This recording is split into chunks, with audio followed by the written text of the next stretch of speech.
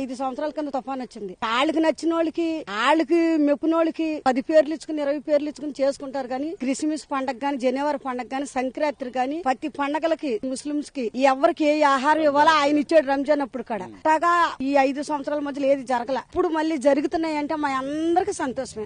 ఇప్పుడు మళ్ళీ వాళ్ళకి ఆర్థికంగా ఇబ్బంది పడకూడదని చెప్పి కుటుంబానికి 3,000 రూపాయలు ఇవ్వాలని, నిత్యావసరాలు ఇవ్వాలని చెప్పి చంద్రబాబు నాయుడు గారు ఆలోచన తీసుకోవడం నిర్ణయాలు చాలా బాగున్నాయి సార్. పేద సాదా ధనవంతులు దరిద్రులు అందరికి తింటాకి 3,000 ఇస్తున్నాడంటే ఈ 5 రోజులు వాళ్ళు పడ్డ కష్టానికి బలవంతుడని బలహీనుడని తెలియకుండా అందరికి ఒకే రీతిగా 3,000 ఇచ్చి చేరు బియ్యం ఇచ్చి ఇంత ఉప్పు పప్పు ఇచ్చాడంటే ఆయన తండ్రే. గతంలో జగన్మోహన్ రెడ్డి ఉన్నప్పుడు ఇట్లా సాయం చేసింది కానీ పండగలకు ఇవ్వడం కానీ. తుఫాన్ వస్తే వాళ్ళకి సరిపోని వాళ్ళ మట్టుకే కడుపు నిండిపోయింది. పక్కన వాళ్ళకి నిండలా సార్ 5 సంవత్సరాలు. నాకు నిండలా. ఎవరి సంగతి ఏమో గాని గిలకల దిండి గ్రామంలో నేను చెప్తున్నాను. తుఫాన్ అని మా అందరిని పొట్టేపులు తీతారు సార్. వాళ్ళకి నచ్చిన వాళ్ళు తింటారు. ఇప్పుడు నువ్వు అన్నది కార్డుకి ఇంటింటికి ప్రతి ఒక్క ఓటుకు సబురాలు అందరికి ఇస్తున్నారంటే చాలా సంతోషం. తల్లి తండ్రి చేయని సహాయం.